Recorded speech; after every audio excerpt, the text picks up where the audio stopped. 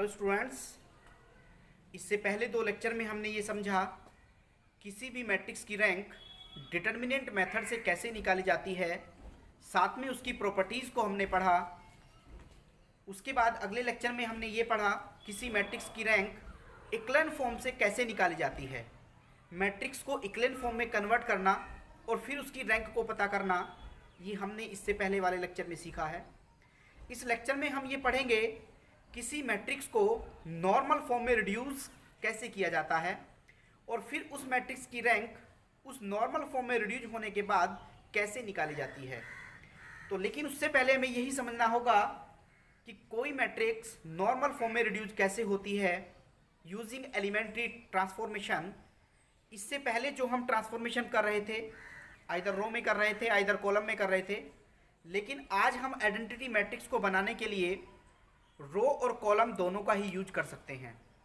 Student, ध्यान देने वाली बात यह है, मैट्रिक्स को आइडेंटिटी में कन्वर्ट करने के लिए आप कहीं पर भी रो और कहीं पर भी कॉलम जैसे भी आप यूज करने चाहें, अगर एक सिस्टमेटिक चलेंगे तो अच्छा है, लेकिन जहां पर आप जो भी यूज़ करना चाहें, एलिमेंट्री ट्रांसफॉर्मेशन, रो ट्रांसफॉर्मेशन, आइदर कॉलम ट्रांसफॉर्मेशन, दोनों ही आप यूज कर सकते हैं। तो अगर यूज करना चाहें तो आप कर सकते हैं। सबसे पहले लेकिन यही समझना होगा कि नॉर्मल फॉर्म क्या है।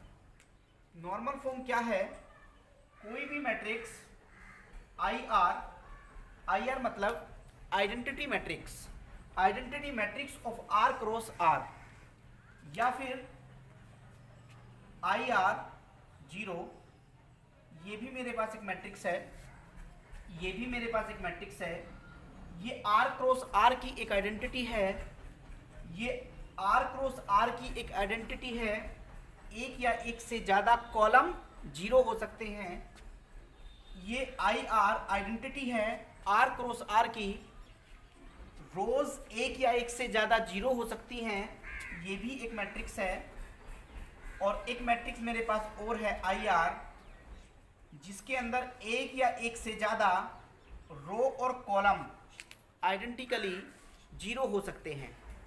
इसका मतलब ये हुआ कि ये दोनों जो कंडीशंस हैं, ये तब आती हैं जब मैट्रिक्स स्क्वायर होती है, और ये दोनों कंडीशन तब आती है जब मैट्रिक्स नॉन स्क्वायर होती है। क्योंकि इसमें आर क्रॉस आर की एक आइडेंटिटी बनेगी और एक या एक से ज़्यादा रोज जीरो होती हैं। इसके अंदर आर क्रॉस आर की एक आइडेंटिटी बनेगी, लेकिन एक या एक से ज़्यादा कॉलम्स जीरो रह जाते हैं।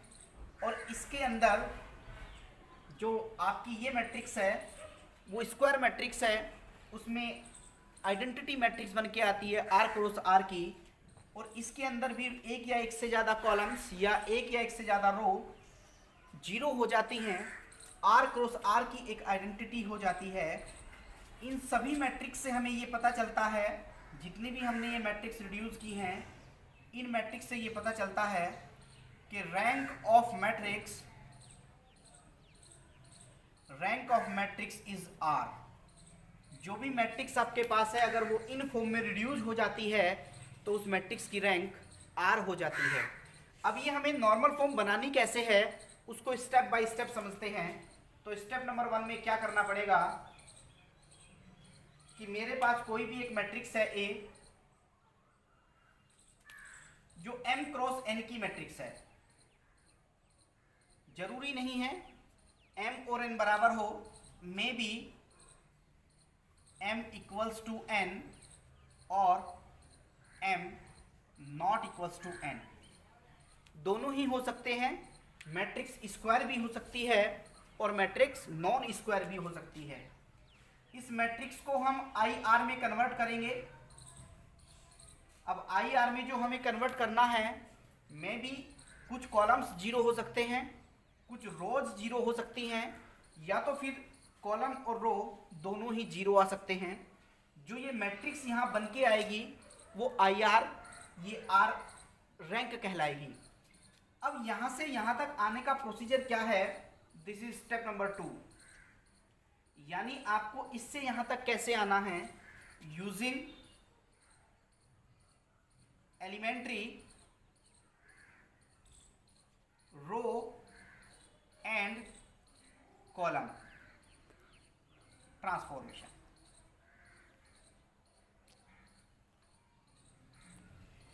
जब हमने एलिमेंट्री ट्रांसफॉर्मेशन पढ़ा तो उसी दिन हमने नॉर्मल फॉर्म की बात भी की थी। तो तब हमने ये बताया था कि नॉर्मल फॉर्म में रो और कॉलम दोनों का ही यूज किया जा सकता है।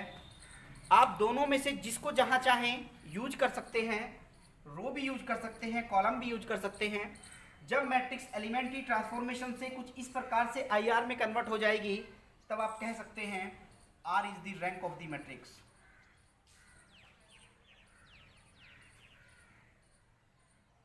आर मैट्रिक्स की रैंक हो जाती है।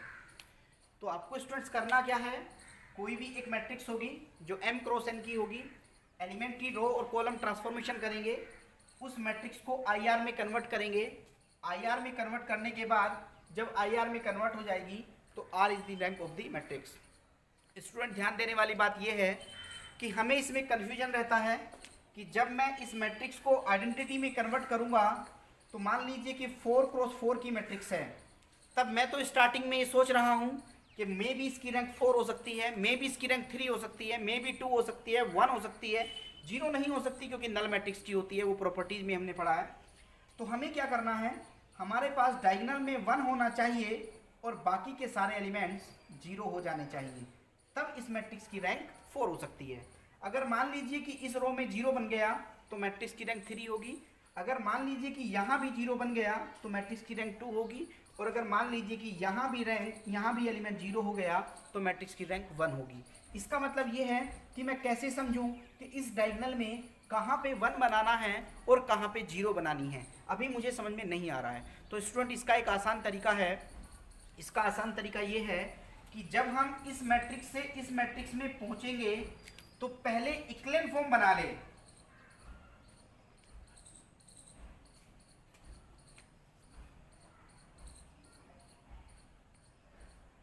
इक्लेन फॉर्म से पहले ये पता कर लें कि मैट्रिक्स की रैंक कितनी है। अगर हमें इक्लेन फॉर्म से इस मैट्रिक्स को जब कन्वर्ट करते हुए चलेंगे, सारे रो ट्रांसफॉर्मेशन करके अगर हम ये पता कर लें कि मैट्रिक्स की रैंक कितनी आने वाली है, तो हमारे लिए आसान हो जाता है कि मैट्रिक्स की रैंक चूंकि हमें पता चल गई, मान लीजिए 4 क्रॉस 4 की मैट्रिक्स है और मुझे पता चल गया कि मैट्रिक्स की रैंक इक्लेन फॉर्म से 2 आने वाली है, तो तब मैं क्या करूँगा, दोनों जगह पे 1 बनाऊँगा और बाकी के सारे एलिमेंट्स को 0 कर दूंगा। तो स्टूडेंट इस तरीके से हम मैट्रिक्स की रैंक जल्दी से पता कर सकते हैं। मान लीजिए इक्लेन फॉर्म से मैंने ये पता किया 4 क्रॉस 4 की मैट्रिक्स की रैंक 3 आ रही है, तो इसका मतलब ये है मुझे डायगोनल में 1 करना है 3 जगह पे, बाकी सबको 0 बनाना है। तो मेरे लिए आसान हो जाता है इक्लेन फॉर्म से रैंक पता करने के बाद कि कैसे किसी मैट्रिक्स की रैंक आती है। अब स्टूडेंट्स हमने ये देखा है कि क्या इसका प्रोसीजर रहेगा, क्या स्टेप्स रहेंगी, लेकिन ऐसे तो समझना बहुत मुश्किल काम है। हम एक काम करते हैं, एक मैट्रिक्स लेते हैं और उस मैट्रिक्स के ऊपर अप्लाई करके देखते हैं कि मैट्रिक्स की रैंक नॉर्मल फॉर्म से कैसे आएगी। अगर मान लीजिए कि मेरे पास कोई मैट्रिक्स है और मैं उस मैट्रिक्स की रैंक निकालना चाहता हूँ, नॉर्मल फॉर्म में रिड्यूस करना चाहता हूँ, तो एक क्वेश्चन से समझते हैं। स्टूडेंट पहले ये ध्यान देंगे, क्वेश्चन में नॉर्मल फॉर्म या एक दूसरा नाम भी है इसका कैनोनिकल फॉर्म, इसे हम नॉर्मल फॉर्म भी कहते हैं या फिर कैनोनिकल फॉर्म भी। कैनोनिकल का मतलब यही होता है कि डायगोनल में 1 रहे, बाकी के सारे एलिमेंट 0 हो जाएं, ऐसी फॉर्म कैनोनिकल फॉर्म कहलाती है। तो स्टूडेंट ये नॉर्मल फॉर्म या फिर कैनोनिकल फॉर्म से नाम से आता है। तो एक क्वेश्चन लेते हैं, the matrix reduce in normal form A equals to 1 3 2 4 2 1 3 4 minus 1। ये मेरे पास एक मैट्रिक्स है और मुझे इसे नॉर्मल फॉर्म में रिड्यूस करना है। अगर मैं इस मैट्रिक्स को नॉर्मल फॉर्म में रिड्यूस करूंगा एंड फाइंड रैंक, और मुझे उस मैट्रिक्स की रैंक भी निकालनी है, तो जब हम इसका सॉल्यूशन करेंगे तो एक बार समझ लेते हैं। मान लीजिए कि मेरे पास एक मैट्रिक्स है 1 3 2 4 2 1 3 4 -1। क्योंकि मैट्रिक्स 3 क्रॉस 3 की है तो तो मैट्रिक्स की जो मैक्सिमम रैंक है वो 3 हो सकती है और मैट्रिक्स की जो मिनिमम रैंक है वो 1 हो सकती है। क्योंकि मैट्रिक्स नॉन जीरो है तो कम से कम रैंक 1 तो आनी ही है या मैक्सिमम रैंक 3 हो सकती है। अभी ये हमने समझा है। जब मुझे इस मैट्रिक्स की रैंक निकालनी होगी तो पहले मैं अगर इक्विवेलेंट फॉर्म से इसकी रैंक पता कर लूँ और उसके बाद नॉर्मल में कन्वर्ट कर लूँ तो मेरे लिए आसान हो जाता है। तो इसका मतलब सबसे पहले इक्विवेलेंट बनाने के लिए मुझे इन दोनों एलिमेंट को जीरो करना पड़ेगा। अगर मुझे इन दोनों एलिमेंट को जीरो करना है तो R2 को पता करने के लिए R2 माइनस 4R1, R3 को पता करने के लिए R3 माइनस 3R1। तो मैट्रिक्स चूँकि इक्विवेलेंट होती है तो इक्विवेलेंट का साइन मैंने दे दिया है। पहली रो में कोई चेंज नहीं है, उसको मैंने एज इट इज़ लिख दिया है। 4 से मल्टीप्लाई 0, 4 से मल्टीप्लाई 12 माइनस 10 हो जाएगा। 4 से मल्टीप्लाई 8 1 में से जाएगा तो माइनस 7 हो जाएगा। 3 से मल्टीप्लाई सब्ट्रैक्शन 0 हो जाएगा। 3 से मल्टीप्लाई 9, 4 में से माइनस करेंगे माइनस 5 हो जाएगा। 3 से मल्टीप्लाई 6 और माइनस 1 में से करेंगे तो माइनस के 6 और माइनस 7 हो जाएगा। इसका मतलब ये है कि अब मुझे इस एलिमेंट को जीरो करना होगा। अगर मुझे इस एलिमेंट को जीरो करना है तो इस एलिमेंट को जीरो करने के लिए तो मुझे इस एलिमेंट की हेल्प लेनी पड़ती है। तो मैं इस एलिमेंट को जीरो कर देता हूँ। तो स्टूडेंट ध्यान दीजिए, R3 को पता करने के लिए R3 माइनस R2, लेकिन यहाँ चूँकि 5 है और यहाँ 10 है तो इक्वल करना पड़ेगा। इसको मैंने 2 से मल्टीप्लाई कर दिया है। तो थोड़ी सी कैलकुलेशन इसकी कर लेते हैं। 132 कोई चेंज नहीं है। 0 माइनस 10 और माइनस 7 में कोई चेंज नहीं है। 0, 2 से मल्टीप्लाई माइनस 0, 2 से मल्टीप्लाई माइनस 14, माइनस करेंगे तो फिर से माइनस 7 ही आएगा। तो इसका मतलब ये है स्टूडेंट, पहला एलिमेंट नॉन जीरो, इसके अंदर एक जीरो और इसके अंदर कंटिन्यूसली 2 जीरो आ गई हैं।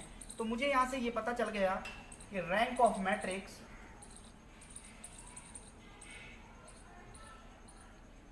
थ्री आएगी, क्योंकि नॉन जीरो रोज 1, 2 एंड 3, 3 इसके अंदर नॉन जीरो रोज हैं। इसलिए मैंने पता लगा लिया कि मैट्रिक्स की रैंक 3 आएगी। अब जब चूंकि मैट्रिक्स की रैंक 3 आ रही है तो अब मेरे लिए आसान हो गया कि मुझे इन तीनों एलिमेंट को 1 बनाना है और बाकी के सारे एलिमेंट्स को जीरो करना है। क्योंकि मैं कहीं पर भी रो और कॉलम का यूज कर सकता हूँ स्टूडेंट्स, तो अब ध्यान देना है, अब मुझे इनको जीरो करना है। तो अगर मुझे इन एलिमेंट को जीरो करना है तो इन एलिमेंट को जीरो करने के लिए मैं इसका यूज कर लेता हूँ। C2 को पता करने के लिए C2 माइनस 3C1 और C3 को पता करने के लिए C3 माइनस 2C1। तो आप मैट्रिक्स को अगर देखें तो कुछ इस तरीके से रिड्यूस होके आ रही है, क्योंकि कॉलम में ऑपरेशन करना है। रो और कॉलम कहीं पर भी आप यूज कर सकते हैं। तो पहला कॉलम 1 0 1 हुआ।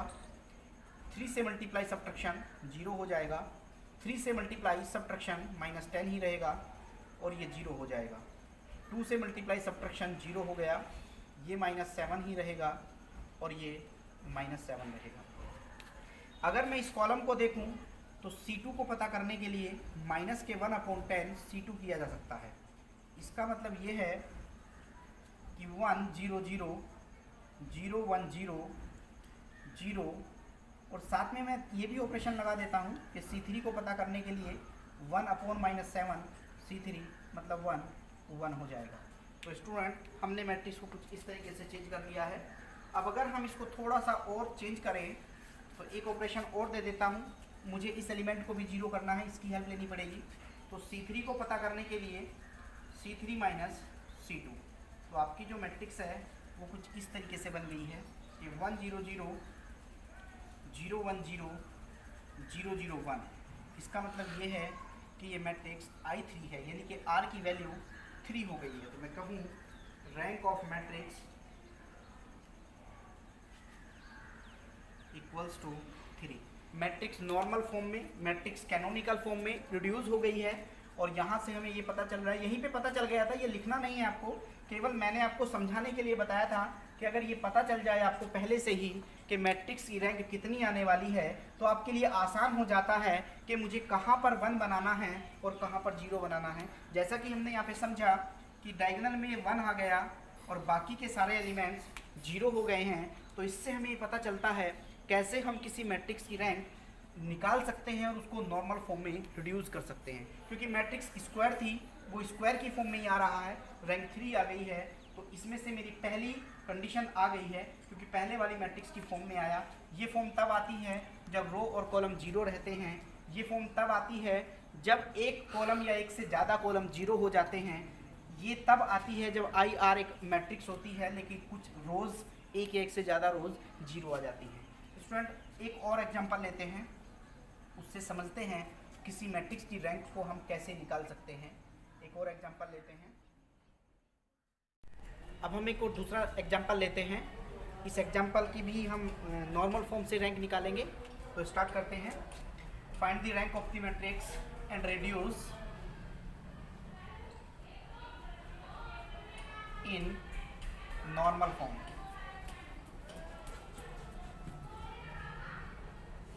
नॉर्मल फॉर्म में रिड्यूस करेंगे और मैट्रिक्स की रैंक निकालेंगे। अभी हम देख पा रहे हैं कि 3x4 की एक मैट्रिक्स है। अगर 3x4 की मैट्रिक्स में देखें तो जो मिनिमम रोज हैं वो 3 आई हैं। इसका मतलब ये हुआ कि मैट्रिक्स की जो मैक्सिमम रैंक है वो 3 हो सकती है और मिनिमम रैंक 1 हो सकती है, क्योंकि नॉन जीरो मैट्रिक्स है। इसका मतलब ये हुआ कि मैट्रिक्स की जो रैंक है वो मैक्सिमम 3 और मिनिमम 1, मतलब 1, 2 और 3 में से कोई होने वाली है। हम इस मैट्रिक्स की पहले रैंक पता करेंगे इक्विवेलेंट फॉर्म से और फिर उसी को नॉर्मल में रिड्यूस करेंगे। तो स्टार्ट करते हैं। मैट्रिक्स हमारे पास है, मैट्रिक्स के एलिमेंट है 1 2 -1 4, 2 3 4 0, 2 4 -2 और 8। मुझे सबसे पहले इन दोनों एलिमेंट को 0 बनाना होगा। जब भी मैं इन दोनों एलिमेंट को 0 बनाऊंगा, दोनों को 0 बनाने के लिए मुझे इस एलिमेंट की हेल्प लेनी पड़ती है। तो एलिमेंट की ट्रांसफॉर्मेशन कर देता हूँ। R2 को पता करने के लिए R2 माइनस 2R1 और R3 को पता करने के लिए R3 माइनस 2R1। तो स्टार्ट करते हैं, कैलकुलेशन करते हैं इसकी। 1 2 -1 4, पहली रो में कोई ट्रांसफॉर्मेशन नहीं है। 2 से मल्टीप्लाई माइनस 0, 2 से मल्टीप्लाई 4, 3 में से माइनस करेंगे -1, 2 से मल्टीप्लाई -2, 4 में से माइनस करेंगे 6 हो जाएगा। 2 से मल्टीप्लाई 8, 0 में से माइनस करेंगे -8 हो जाएगा। 2 से मल्टीप्लाई माइनस करेंगे 0 होगा। 2 से मल्टीप्लाई 2 2 जा 4, माइनस करेंगे 0 होगा। 2 से मल्टीप्लाई माइनस करेंगे 0 हो जाएगा। 2 से मल्टीप्लाई माइनस करेंगे 0 हो जाएगा। इसका मतलब ये है स्टूडेंट्स, ध्यान दीजिए, पहली रो में नॉन जीरो एलिमेंट है, दूसरी रो का पहला एलिमेंट 0 है, तीसरी रो में कम से कम 2 0 आनी चाहिए थी। वो अगले वाली 0 भी अपने आप बन गई है, वो मैंने नहीं बनाई है। मैंने तो केवल इसको 0 बनाने के लिए ट्रांसफॉर्मेशन की थी, वो अपने आप ही बन गई हैं। तो मैंने देखा कि rank of the matrix is 2। Rank of matrix by equivalent form is 2। Matrix की रैंक 2 हो गई है। आपको लिखना नहीं है, केवल मैंने आपको समझाने के लिए बताया है।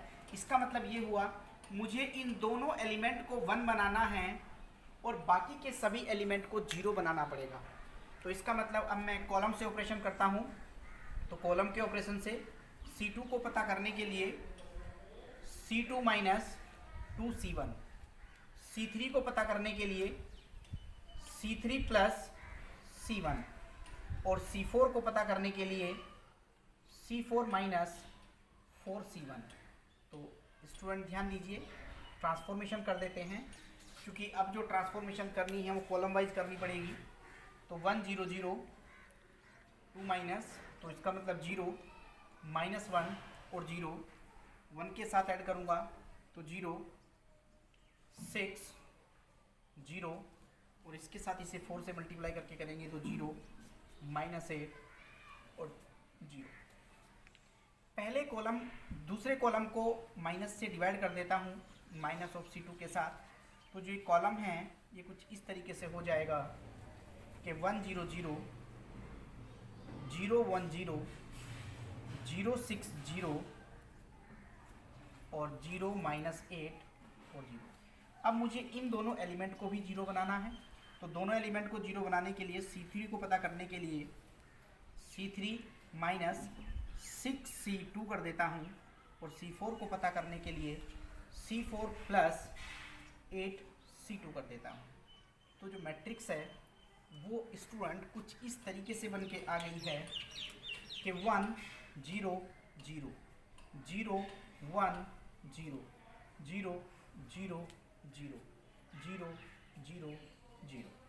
यानी आप देखें तो यहाँ पर मेरे पास ये IR बन के आ गया है, मतलब I2। यानी मेरी जो मैट्रिक्स है वो I2 दो कॉलम है, उसके लिए 0, फिर से 0 0, कुछ इस तरीके से बन के आया है। तो यानी कि स्टूडेंट इसका मतलब ये हुआ कि जो ये फॉर्म बन के आई है ये बता रही है, I2 बता रहा है कि rank of the matrix is 2, rank is 2, तो मैट्रिक्स की रैंक 2 हो जाएगी।